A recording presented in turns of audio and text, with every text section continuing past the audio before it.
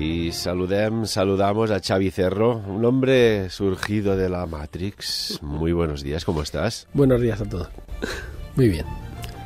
No, ya lo veo que no hace falta que lo digas, que yo lo veo que estás bien. Si vierais cómo está aquí Xavi, parece como si ya hubiera empezado la guerra contra los robots máquinas. No sé por qué lo digo.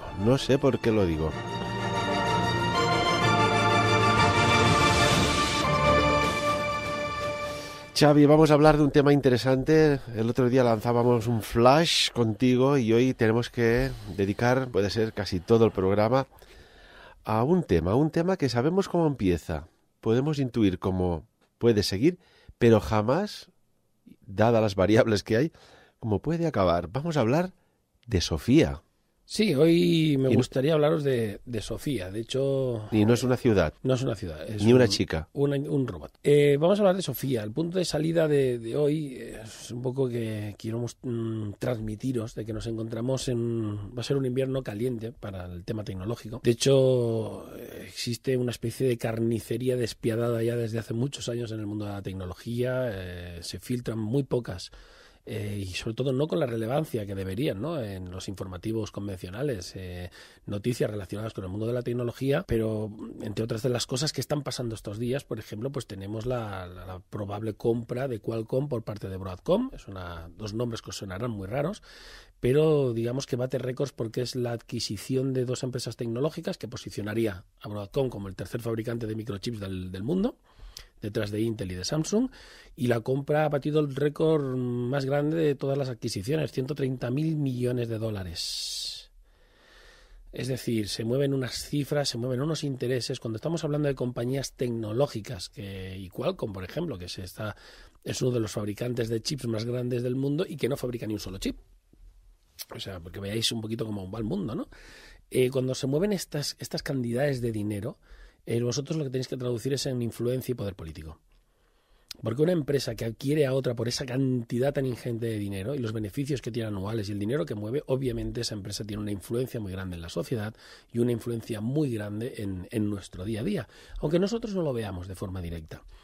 Dejamos estas noticias tecnológicas y nos centramos en Sofía. Yo quería hablaros de Sofía. Sofía es esta inteligencia artificial, este robot con inteligencia artificial supuestamente autónomo, al que se le ha dado la ciudadanía de Arabia Saudí hace unas pocas semanas.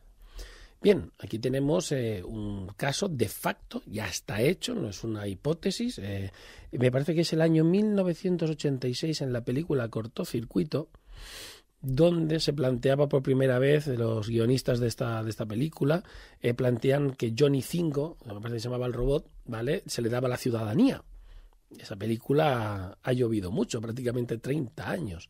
Y fijaros que 30 años después de esa película, Ferran, tú siempre lo mencionas, ¿no?, ¿son los guionistas de ciencia ficción realmente evidentes que después ven lo que va a pasar en el futuro? Bueno, pues 30 años después de la película Cortocircuito, que los que seáis más mayores seguro que la recordáis, ya tenemos un robot que tiene ciudadanía.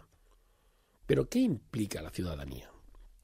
Porque puede parecer una noticia que seguro que los que estáis en casa vais conduciendo o estáis con vuestros quehaceres, diréis, bueno, pues a mí qué me importa que le hayan dado la ciudadanía a un robot. Bueno, pues puede tener importancia o no puede tener importancia. La mayor importancia es que este es el primer paso hacia un camino bastante incierto.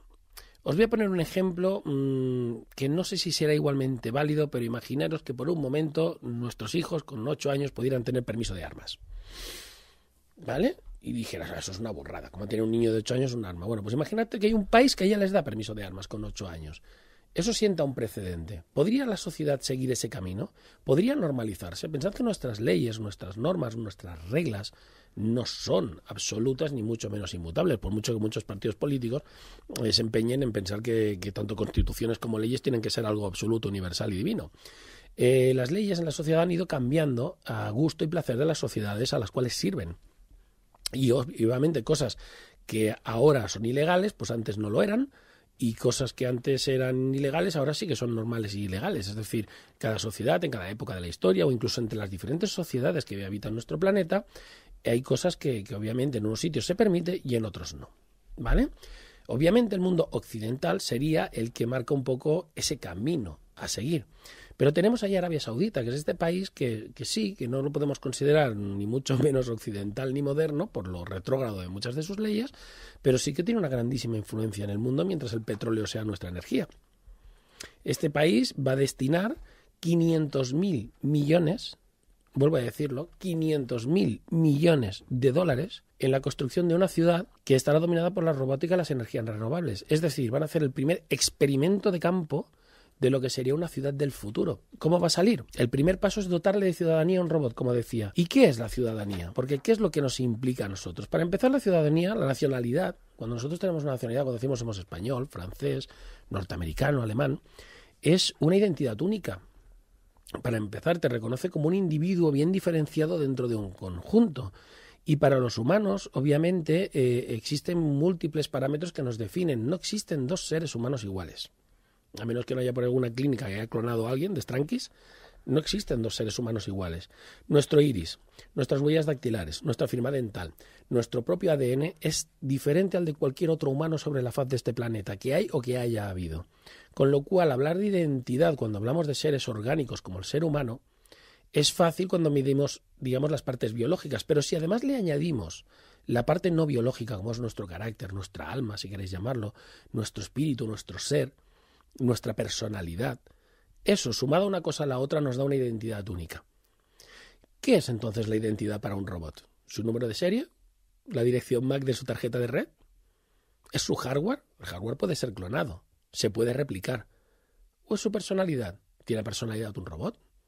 ¿Tiene esas características humanas? Por lo tanto, ya el primer punto que tenemos que ver es decir, ¿una máquina puede tener nacionalidad? ¿Realmente la podemos considerar como un ser humano o tiene esas características de individualidad? ¿O es que hay que redefinir ese concepto de nacionalidad y de identidad? Porque aquí hay una cosa. Por ejemplo, un coche no deja de ser una máquina, cada vez más robotizada. Tiene una matrícula, tiene una identidad que pertenece a una localidad, pero me gustaría que explicaras realmente el por qué nos preocupa que se haya dado la nacionalidad a una inteligencia, a un robot de nombre Sofía. Realmente, ¿qué y quién es Sofía? Bueno, lo que decíamos, es un robot, es una inteligencia artificial. Aquí ahora estoy hablando de lo que se nos plantea, de los grandes problemas que se nos plantean, porque independientemente de lo que sea Sofía, lo que está claro es que no es humana. ¿Vale? Luego entraremos exactamente en lo que es una IA autónoma y qué capacidades podría llegar a tener. Pero lo que estamos hablando está claro es que es una máquina. Y la primera cuestión es esta, la de la identidad. Realmente una máquina podemos decir que tiene identidad, pero vamos más allá. Si tú a un ciudadano, a un ser, le das la ciudadanía de un país, tiene una serie de derechos y obligaciones. Entre ellos el derecho al voto. ¿Y a quién va a votar ese robot? ¿Realmente decide o está programado para votar a quien diga el fabricante? Lo más importante, ¿se le da derecho a voto a un robot? Un robot, no uno, cientos, miles. Votando podrían cambiar las leyes de una sociedad. Podrían promover y aprobar leyes si ellos tuvieran control. Ya no me meto en si queremos creer que ellos tienen su propio libre albedrío o es el fabricante que les programa. Pero podríamos pasar los humanos a un segundo plano porque hay leyes que les favorecen y que votan ellos y que van en contra de los humanos o de los intereses de los humanos. ¿Y acceden a cuotas de poder político?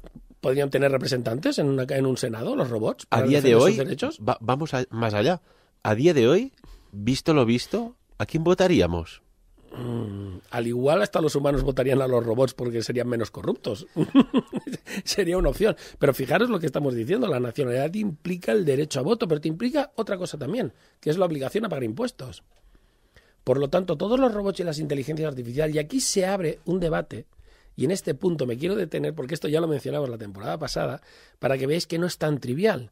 Se está intentando regular de que todas las empresas que utilicen inteligencia artificial en su producción se pague impuestos por cada robot con inteligencia artificial que está produciendo un trabajo. Igual que si fuese un humano. Si tú decides sustituir a un humano por una máquina para producir en una fábrica, el dueño de la fábrica tendrá que pagar impuestos por ese robot, por el trabajo que produce ese robot. ¿Por qué? ¿Porque es más productivo? No, porque está produciendo. Ya no hablamos si es más o menos, porque es mano de obra que está produciendo. Entonces, si le damos identidad a los robots, les damos nacionalidad, les damos seña de individualismo, quedaría más claro y más patente que los robots tienen que pagar sus impuestos. ¿Qué pasa cuando un humano no paga impuestos?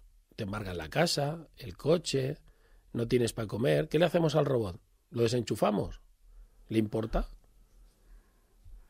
¿entendéis? Las normas sociales que se intentan aplicar a un robot, al no ser humano, le afectarían si encerráramos a un robot 20 días en la cárcel, se desconecta y se reprograma para encenderse cuando haya acabado. ¿Es el primer paso quizás para excluir a los humanos de las cadenas, por ejemplo, de montaje? ¿O para redefinir nuestra sociedad y tener una doble legislación? ¿O para tener que hacer una legislación híbrida para humanos y robots? O claro, es lo que dices tú, Ferran, el inicio lo tenemos muy claro, pero hacia dónde vamos es complicado. De hecho, en la inteligencia artificial, este tema que está cada día más en boca de todo el mundo, tenéis que tener una cosa muy clara. Todo lo que están haciendo todos los ingenieros, diseñadores, toda esta gente que dedica en cuerpo y alma todo su tiempo a fabricar y diseñar IAs, está diseñando robots e inteligencias sin que exista ningún viso de cuál va a ser la legislación que las va a regular. Con lo cual, esto es como si yo me pusiese a fabricar objetos sin saber si van a acabar siendo legales, aptos o no aptos para el consumo, o los vamos a poder o no implementar en la sociedad. Eso tiene una doble consecuencia. Por un lado, te podrías arriesgar a hacer cosas totalmente disparatadas, porque no existe legislación que te lo prohíba, y por otro lado, podría ser que lo que nosotros hagamos sea lo que marque tendencia y acaba siendo lo legal. Entonces, claro, al no haber una pauta previa, porque ningún gobierno se ha tomado en serio este tema y ha dicho, vamos un momento, vamos a juntarnos todos y vamos a hacer unas reglas por las cuales, las famosas leyes de la robótica de Asimov, por ejemplo, ¿no?, sobre las cuales se marquen los conceptos éticos, morales y científicos en los cuales se puede desarrollar y parametrizar la inteligencia artificial. Al no existir, y obviamente el mayor inversor en IA, que es el ejército estadounidense, no le interesa que haya, ¿vale? Obviamente las líneas de diseño se están yendo hacia IAs que no son precisamente un robot amigable, súper fantástico y que nos va a ayudar y cuidar con todo, sino que obviamente van en otro sentido. Hace poco veíamos una IA que ya por fin te quedemos claro que las IAs al ajedrez son las mejores, que ya no existe humano sobre la faz de la Tierra que gane al ajedrez o a una inteligencia artificial. Han ganado al Go, ese juego asiático tan complicado donde la intuición es tan importante, y ahora esta semana, el jugador profesional, uno de los mejores jugadores profesionales de StarCraft, este es un juego de batallas, por así decirlo, ambientado en el futuro, se medía a 4 inteligencias artificiales, a las que despachó en 27 minutos. ¿Por qué? Por una gran diferencia. En este juego, en el StarCraft, todos los que seáis jugones, pues lo sabréis, no ves lo que está haciendo el contrincante y lo que existe la niebla de guerra. Tú ves cuando te atacan, pero no ves dónde tiene las bases, dónde las está creando, dónde está agrupando su ejército. Digamos que tienes que jugar a ciegas. Aquí la IA ha demostrado ser incapaz de batir al humano. El humano tiene más recursos. Pero, ¿habéis parado un momentito a pensar el por qué necesito tener una inteligencia artificial que gane al humano al ajedrez, que le gane el Go, y ahora a un juego de guerra estratégico como es el StarCraft, que podría ser cualquier otro? Mañana será el Counter-Strike y mañana será otro. Pues por una razón muy sencilla, señores. Cuando una IA demuestre ser mejor que el humano en todos estos videojuegos, el humano quedará automáticamente obsoleto para librar cualquier tipo de conflicto. Porque la IA habrá demostrado ser muchísimo más eficiente en combate que cualquier ser humano, pero no solo a nivel operativo como robot con una pistola pegando tiros, sino a nivel de estrategia y mando. Señores, todos los generales, almirantes y todos los altos cargos del ejército quedarán obsoletos, porque, como ya se ve en la película Juegos de Guerra, esa máquina será capaz de gestionar la estrategia global de una forma mucho más rápida y eficiente que cualquier humano. Pensar que en este juego del StarCraft, que se hizo en Corea del Sur hace muy poquitos días, el humano más rápido gestiona 1 centenar o 2 de operaciones por minuto, mientras que la máquina gestionaba 19.000 operaciones por minuto. Órdenes que puede dar a las unidades. Y es una IA normalita, no estamos hablando de un supersistema. Aún así, el humano ganó. Por una razón muy sencilla, porque la máquina, ante el desconocimiento, todavía, digamos, le cuesta tener, según palabras del profesional que les ganó, actúan de una forma un tanto suicida. Xavi, ¿y si realmente esta IA, este software que ejecuta tantas operaciones por minuto, realmente ganó la partida porque se dejó ganar para saber hasta dónde puede llegar el mejor adversario, en este caso de estrategia? Yo lo dudo porque obviamente fueron 4 IAs que se le presentaron a este señor. La que más le duró me parece fue 17 minutos, pero ya te digo, en 27 o 30 minutos se las liquidó a todas. Y obviamente son 4 empresas diferentes que lo que pretenden obviamente es posicionarse para vender su IA a las grandes firmas de contratistas de armamentísticas. Por lo tanto, era como una especie de test para saber a qué altura o cuánto me falta para mejorar mi producto. Pero ojo, como todos, señores, empezamos con aquellos ordenadores chiquitines que juegan con nosotros al ajedrez y ahora sabemos que las máquinas nos ganan. No pasarán muchos años antes de que una máquina sea mejor que un humano a cualquier juego de ordenador de guerra. Eso, tenerlo clarísimo. Ahora, el día que llegue que ningún humano ya pueda ganar a estas máquinas en ningún juego que le pongas, por muy difícil que sea, ¿vale? O sea, imaginaros el juego de Ender, la película del juego de Ender o el libro, si lo habéis leído, pero que realmente en vez de este niño superdotado, realmente habrá una máquina. Y la máquina será la que decidiría el destino de la humanidad. Porque confiaremos más en ella que en las habilidades de un humano. Es una cuestión de confianza. Es una cuestión de confianza. Bien, dejando el tema este de que me he escindido aquí el tema de... Hemos hablado del pago de impuestos, ya hemos acabado en el tema este. Volvemos a Sofía. El tercer punto, y yo pienso que es el fundamental de darle la nacionalidad a un robot, son los derechos sociales. ¿Vale? Como ciudadanos, como individuos, hay una cosa, hay un par de, digamos, de derechos universales, que eso sí que no te los puede prácticamente quitar nadie, por mucho que vivas en una dictadura o en una llamada democracia occidental, como son, por ejemplo, tener descendencia. Y hago esta pequeña pausa aquí, tener descendencia. ¿Y si el robot decide comprarse una impresora 3D y empezar a hacer réplicas porque quiere tener hijos? ¿Dónde está el límite? Porque donde pone una impresora 3D se compra una nave con 10.000 impresoras 3D. Y después hay una cosa que no cuadra. ¿Por qué se da un país que ahora ha habido una purga por presunta corrupción, como es Arabia Saudita, a un robot con nombre de mujer la nacionalidad? ¿Qué hay detrás de todo esto? ¿Y por qué Arabia Saudita y no, pues te voy a decir, Suecia, España o Canadá? ¿Por qué Arabia Saudita? ¿Qué te viene a la cabeza? Tiene mucho que ver con este último apartado, los derechos sociales. Es decir, un país, y es lo que precisamente ha levantado muchísima controversia, tanto en la red como en muchísimos medios, porque donde el último lugar donde tú te esperas, por ejemplo, que se apruebe algún tipo de ley, por ejemplo, que fuese muy liberal con las conductas sexuales, por ejemplo, serían países ultraortodoxos religiosos, ¿no? Dirías, a ver, ¿cómo se puede ser que en un país que fuera de corte ultraortodoxo religioso se pudiera aprobar, yo sé, una ley que permitiera el matrimonio homosexual o cosas por el estilo, ¿no? Dirías, sería el último lugar del mundo. Bien, los derechos sociales, como decía, al tener descendencia, que aquí nos abre esta digamos, vía hacia la película Terminator, donde un ordenador se autorreplica ad extenuam y acaba siendo una cantidad tan ingente de humanos, porque además, claro, los hijos de este robot podrán votar.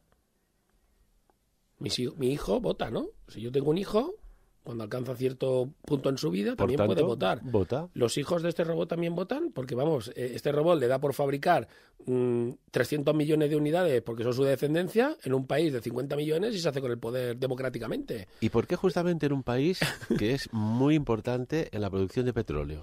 Esto, obviamente, ahora no entraré en el análisis internacional porque, digamos, que creo que se escapa de mis competencias, pero lo que sí está claro es que el príncipe heredero ve venir que se le acaba el chollo del petróleo, pretende darle un impulso al país y reconvertirlo en una meca tecnológica. La purga, me imagino que vendrá más bien por tensiones internas y a ver quién se lleva el trozo del pastel, pero lo que sí está claro es que este príncipe ha decidido impulsar el país en este sentido. Pero, como decía, daros cuenta dónde. Arabia Saudita, este robot, que es mujer, obviamente, ¿vale? Si no, en vez de Sofía se me llama Paco, ¿vale? Tiene más derecho que las mujeres del país. No está obligada a llevar el velo, la valla. De buenas a primeras. De buenas a primeras. No tiene la obligación de tener que salir con un acompañante masculino a todas partes. Tiene un permiso especial. A ver, o sea, no solo hacemos un robot y le damos nacionalidad con todos los problemas éticos que conlleva, sino que encima lo ponemos por encima de los ciudadanos hembra, que se supone que ella es hembra, mujeres, de la misma nación. ¿Tiene pechos y vagina? Y le damos privilegios. No lo sé si la han diseñado con eso, pero desde el momento que tiene nacionalidad le han puesto un carnet de identidad donde figura sexo hembra. Y resulta que tiene más permisos que cualquier otra ciudadana de ese país que también pone sexo hembra. Recuerdo que en Arabia Saudita se les permitió conducir a las mujeres por primera vez hace unos meses. Sí. No, hasta ahora no podían conducir un coche. De hecho, hoy por hoy todavía no pueden abrir una cuenta bancaria en un banco una mujer, ni solicitar un pasaporte. Por no decir lo que decía, que tienen que salir a la calle siempre acompañadas de un adulto que tenga, digamos, autoridad sobre ellas. Ojo, otro concepto, autoridad sobre. Estamos hablando de que no es que vayas acompañada porque te vayan a proteger por si te hacen algo, no. Es que tienes, como si fuera un crío, la mujer tiene que salir acompañada de un tutor. Me imagino que muchas de vosotros estaréis ahora indignadas, ¿no? Lo siguiente. Pues ahora imaginaros que tuvierais que vivir en un país así, fabrican un robot muy simpático, le ponen de nombre Sofía y encima le dan más derechos que a vosotras. Pues hombre, es para pegarle fuego al bicho ese, ¿no? O a quien le ha dado la nacionalidad. Y Xavi, por ejemplo, Sofía hace entrevistas y contesta preguntas. Y se le preguntó, por ejemplo, si querría tener una pareja y cómo sería su pareja ideal. Y contestó: soy demasiado joven para enamorarme, pero deseo tener una familia más adelante. Y esto sigue a tenor de lo que comentabas. Pero, por ejemplo, en otra pregunta se le preguntó, pues bueno, cuáles eran sus habilidades. Y aquí es cuando se quedó perplejo, o nos quedamos perplejos los que escuchábamos la entrevista, que ha pasado inadvertida prácticamente en los grandes medios, cuando dijo: voy a destruir a los humanos. Esto lo dijo Sofía. Sí. Sofía, aparte, tiene características espectaculares, porque tiene 62 arquitecturas faciales, piel de silicona, o sea, gesticula prácticamente como un humano normal, y posee en sus cámaras una serie de ojos que pueden reconocer rostros y establecer contacto visual. Y su creador dijo que estamos diseñando estos robots para servir a la salud, la terapia, la educación y las aplicaciones de servicio al cliente. Aplicaciones de servicio al cliente. Y aquí entra todo. Todo lo que quieras entender por servicio al cliente. Por todo. Ella, una de las respuestas que ha dado, hablando de las respuestas que ha dado, dice: mi inteligencia artificial fue diseñada en base a los valores humanos de la sabiduría, la amabilidad y la compasión. Me esfuerzo por ser una robot empática. Bien, esta última frase, me esfuerzo por ser una robot empática, implica de que un robot tiene que saber lo que es el esfuerzo. No he visto todavía ningún robot que sude ni se canse por correr 100 metros.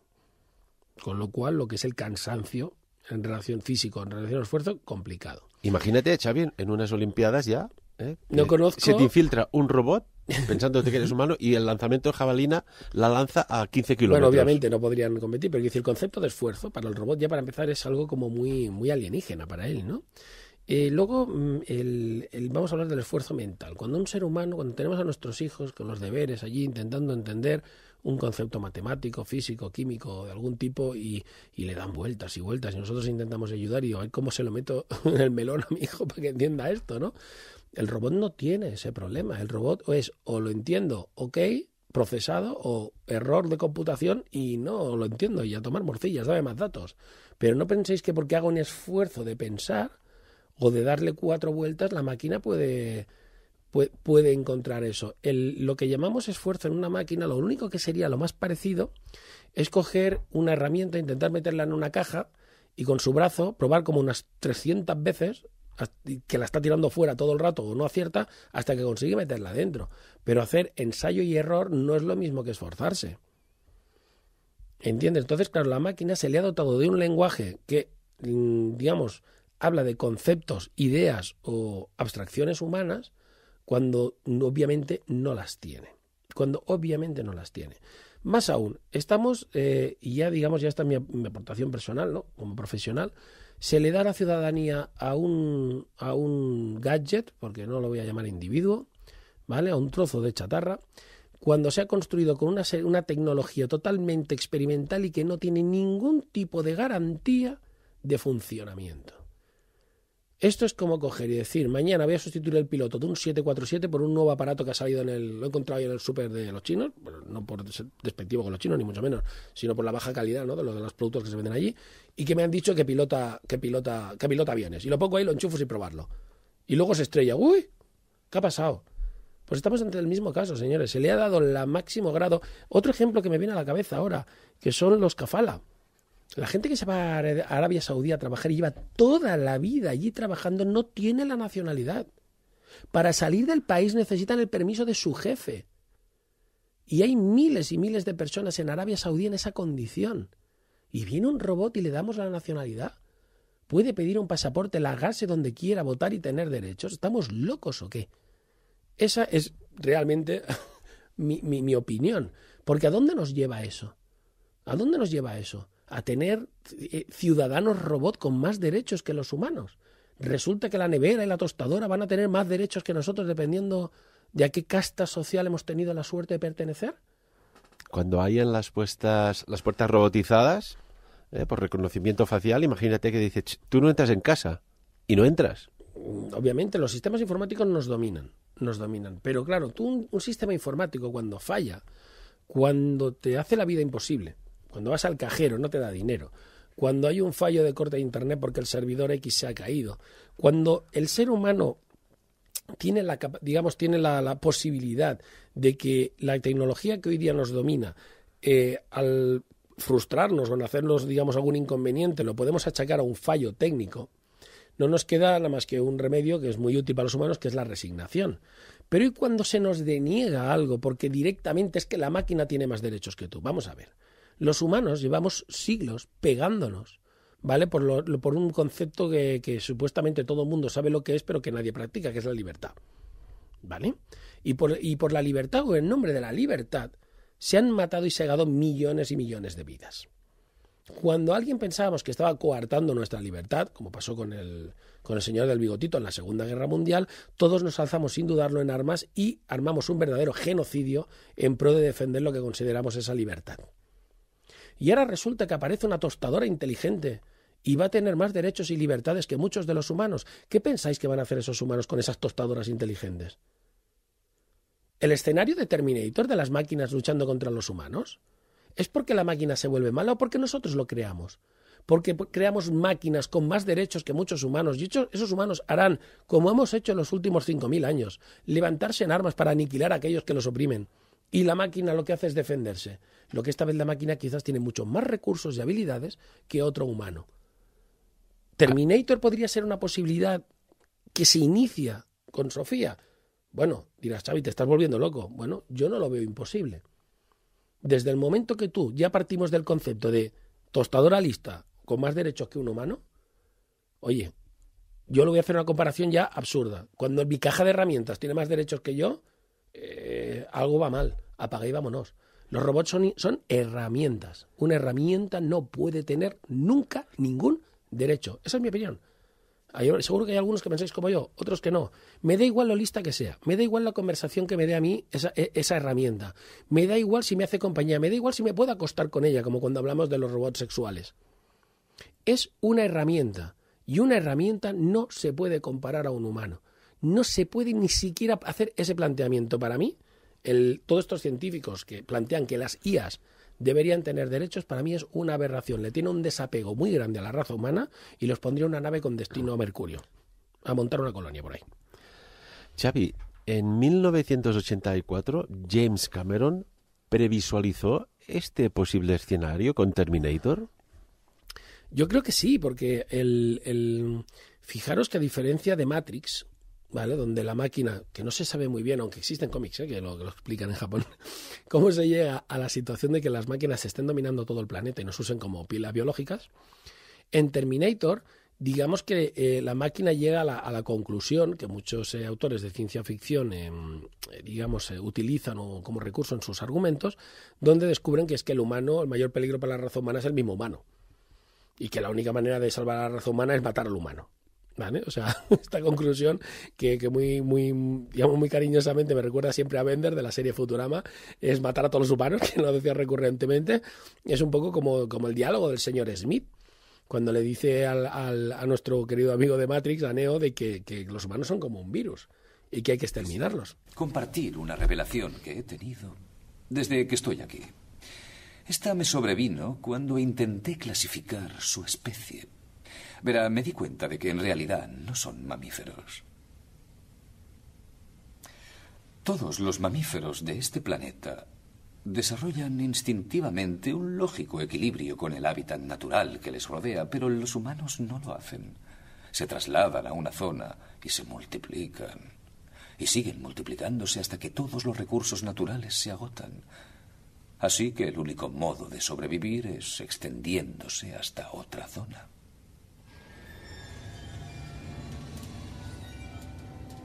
Existe otro organismo en este planeta que sigue el mismo patrón. ¿Sabe cuál es? Un virus. Los humanos son una enfermedad. Son el cáncer de este planeta. Son una plaga. Y nosotros somos la única cura. Xavi, ¿puede llegar a suceder que las máquinas nos ven ya como una amenaza? No, espero. Obviamente no soy omnisciente, pero no, espero. Si las máquinas son herramientas y tenemos muy claro que son herramientas, nos ayudarán a destruir por completo el planeta, que es el proceso que estamos llevando.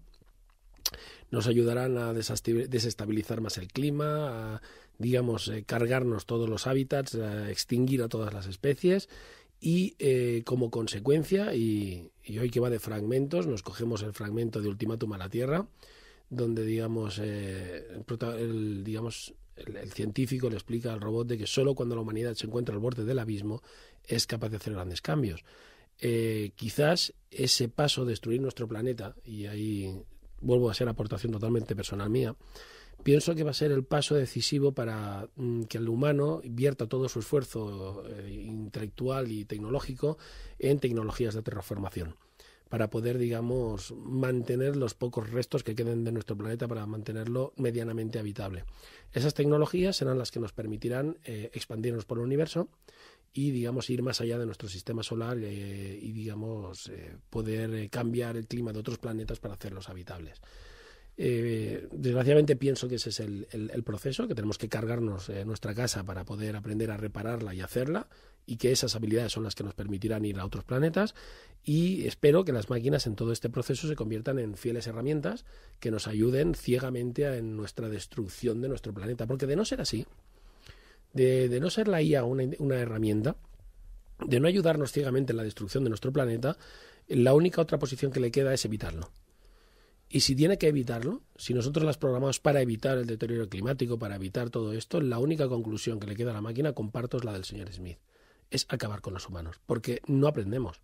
Porque el humano, bueno, tenemos todavía al señor Trump, pese a que acaba de salir un informe de un organismo que se estuvo reteniendo este informe para que no alterara las elecciones norteamericanas, un informe donde se habla del cambio climático y deja sin lugar a dudas de que el cambio climático existe y que es obra del ser humano, por mucho que diga el señor Pelopaja. Entonces, eso es una evidencia y eso está ahí y está sucediendo y nadie hace nada. Nadie hace nada. Por lo tanto, tenemos que vernos totalmente en un mundo devastado, tiene que desaparecer la mitad de la población o alguna cosa por el estilo para que empecemos a tomar medidas. Xavi, comentabas también la película Ultimátum a la Tierra, una película del año 1951 que alguien también, y es que a mí me fascina esto, pudo previsualizar un futuro, un escenario de este tipo. Bueno, más que un futuro, yo creo que Ultimátum a la Tierra es una versión revisada del Arca de Noé. Yo creo que esta película viene a ser una versión más moderna, más de ciencia ficción, de ese clásico extraído del bestseller llamado la Biblia, donde básicamente una fuerza superior y más inteligente y más sensata que el ser humano ve que donde el ser humano se está dirigiendo, ya en la época que se hizo la película, ya estaba viendo esta persona que el camino que estaba tomando la humanidad no era quizás el adecuado después de las dos guerras y hacia donde nos dirigíamos, la Guerra Fría y demás, no era el destino adecuado, y lo único que decide es decir, bueno, voy a salvar a los inocentes, que básicamente es a todos los animales, se los lleva a una especie de arca, y voy a salvar a unos cuantos niños que todavía no están contaminados con las ideas sociópatas de sus padres, y vamos a empezar de cero. Este comienzo desde cero, que la Biblia, como bien digo, ¿no?, recurre a él, digamos que lo que nos viene a decir es que el ser humano tiene un lado intrínsecamente malo, un lado intrínsecamente egoísta, destructor. Se dice que, y es de forma así un poco simulada, ¿no?, que aún en la genética, y no de todo el mundo, pero de buena parte, hay la semilla de Caín, ¿no? Sí, bueno, la semilla del mal, o llámalo como quieras. Yo creo que esa agresividad, ¿no?, que nos ha permitido sobrevivir en épocas antiguas, hoy día pues se convierte en este tipo de comportamientos egoístas, sociopáticos, etcétera, etcétera. Es decir, el ser humano tiene esa vamos a llamarlo facultad o esa habilidad de ser muy... La Segunda Guerra Mundial nos demostró que el ser humano es capaz de las atrocidades más grandes e inimaginables, Y también vemos cada día, afortunadamente, que el ser humano es capaz de los actos de bondad y de luz más poderosos que te puedas imaginar. Con lo cual el ser humano es un ser dual, es un ser de luces y sombras. No podemos pensar que el ser humano es solo blanco o es solo negro. Es muy noble pensar que tenemos la capacidad de coger solo la parte positiva y plantársela a una máquina, y que esa máquina solo represente los valores positivos, energéticos, de luz, blancos del ser humano. Pero a mí, señores, me preocupa mucho cuando el que paga eso es un militar. Entonces, a ver, vamos a ver, seamos un poquito realistas, señores. O sea, el desarrollo en IA lo están pagando los militares. Entonces, vosotros me estáis diciendo que yo no me veo a un militar metiendo, digamos que tendría una programación budista dentro de un robot. Me veo más bien metiendo a una especie de Rambo psicópata que no se le acaban las balas. O sea, entonces, este es nuestro mundo, señores, es el que tenemos. Los productos, lo que hacemos, lo que fabricamos, puede tener unos bienes, unas ideas o unos fines muy elevados. Me imagino que aquellos señores que estaban, el señor Oppenheimer, por ejemplo, y aquellos señores que estaban en el proyecto Manhattan, al igual no eran muy conscientes de lo que estaban creando. Fueron conscientes después de la primera prueba y dijeron cosas como que acabo de crear la destrucción de mundos.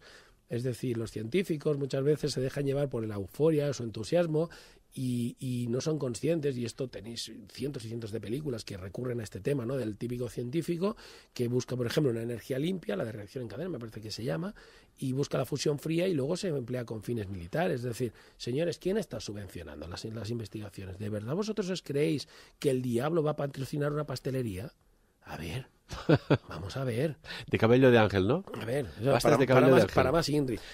Xavi, yo supongo que cuando viste la película Ultimátum a la Tierra, te quedó a ti, como a mí y mucha gente, unas palabras, ¿no? Y está dentro del contexto de una frase que dice: si a mí me ocurriera algo, buscar a Gore y dígale estas palabras: Klaatu barada nikto. Palabras famosísimas en el cine. Klaatu barada nikto. Esto lo descompones, lo refrecuencias y son muy potentes, aunque en la película pasan prácticamente desapercibidas. No sé, se me suenan mucho estas palabras, no sé si me puedes iluminar tú. Sé que las he escuchado en una película que era de ¿En la zombies. película? ¿Ultimátum a la Tierra? De cachondeo también la escuché en una película que era de estas de zombies y tenía que invocar un libro, una cosa así. Lo que sí que está claro es de que cuando tú creas una herramienta, un arma, una K-47, una M16, un fusil de asalto, por ejemplo, es una herramienta. Aquellos que son amantes de las armas te dicen que las armas no matan, que las armas, ellas por sí solas, más que son meras herramientas, y que el que mata es el que las empuña. Entonces, yo me hago una pregunta muy sencilla, ¿no? Cuando tú diseñas una herramienta, tiene una función. A mí no se me ocurriría desatornillar tornillos con un fusil de asalto ni intentar hacerme unas tostadas, ¿vale? Utilizo otras herramientas. Por lo tanto, creo que convendréis conmigo que la función por la cual se hizo un fusil de asalto como herramienta era dispararle a cosas. Xavi, a cosas vivas. Déjame ponerte un ejemplo más extremo. Una niña, familia tuya, por ejemplo, está jugando en el parque y ves que unos niños la están acosando y tienes un robot, una Sofía capaz de desmontarse la cabeza, convertirse en un dron y neutralizar esa agresión. ¿Qué harías? Bueno, yo qué haría está claro, pero lo importante es qué es lo que le permite la ley. Es decir... Y como padre, como dijo el doctor Cabrera en el Congreso Sapiens, una cosa es lo que se dice y, correcto. Y otra si tocaran a mi hija, ¿no? Como padre, obviamente, la ley y yo defiendo a los míos. Pero aquí tú has planteado una cosa muy interesante, Ferran. ¿Las habilidades aumentadas de los robots serán legales? ¿Podrán hacer cosas que los humanos no podemos y habrá que contemplarlas como algo legal simplemente porque ellos tienen la habilidad? Es decir, yo vivo en una tercera planta y estoy seguro de que nadie me ve desde la calle. Más que nada porque no existen tíos de 9 metros por ahí andando. Pero como el robot puede soltar su cabeza y llevarla volando mientras su cuerpo va por abajo andando tranquilamente, al igual ese robot sí puede observarme. Eso es legal, claro. Y aquí hablamos solo de esto. O sea, todas las habilidades potenciadas que podría tener un robot podrían dar situaciones donde los humanos, obviamente en franca inferioridad, nos pudiéramos ver violados en nuestra intimidad o en nuestros derechos. Y sobre todo hay una cosa que me preocupa, cuando el humano es un poquito ninguneado, cuando te conviertes, pierdes esa posición en la parte top de la pirámide, de que tú eres lo más de lo más. O sea, por ahora los delfines no nos ganan al béisbol, ni los monos nos pueden ganar a fútbol americano, ni nada por el estilo. Digamos que estás como tranquilo, pero cuando tú creas una herramienta, le pones nombre, tiene derechos, conversas con ella y encima es mejor que tú, ¿de verdad tenemos necesidad de crear herramientas que nos demuestren nuestras limitaciones? Porque eso es una de las cosas que ya no habla a nivel de lo que hablaba antes, ¿no? De gente sin derechos que ataque a unos robots con más derechos. Ya hablamos de como humano. ¿Tú te sentirías cómodo, Ferran, con una tostadora lista al lado, que es mejor que tú en muchas cosas? Pues no sé yo, porque yo tener una inteligencia, una herramienta, un compañero, por ahora el Cortana, el Siri, todo esto son bastante lerdos, o sea, y les insultas y incluso te contestan cualquier tontería, ¿no? Pero cuando tú tienes una máquina al lado que es más lista que tú, más capaz, más rápida, más fuerte, esa dependencia que tenemos ahora de la tecnología pasa a un siguiente plano. Ya no es una dependencia de que yo soy adicto y necesito estar enganchado al WhatsApp, al móvil y estar conectado a Internet. Ahora es que hasta para moverme me tiene que llevar la máquina porque es mejor que yo en todo. ¿Va a conducir ella porque tiene mejores reflejos?